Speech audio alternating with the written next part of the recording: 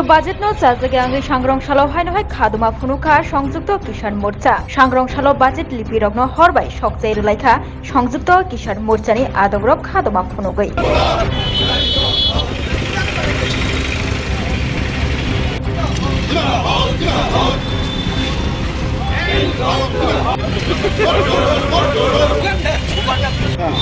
গত 23 তারিখে কেন্দ্রীয় অর্থমন্ত্রী নির্মলা সীতারামন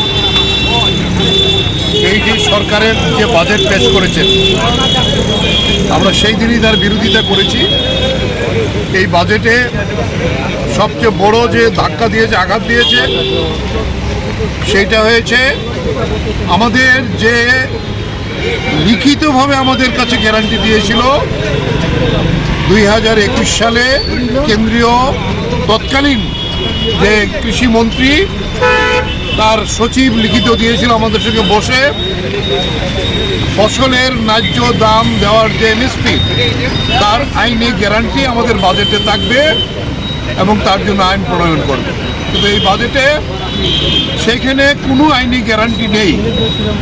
শ্রমিকদের যে অধিকার এই বাজেটে পদদলিত হয়েছে।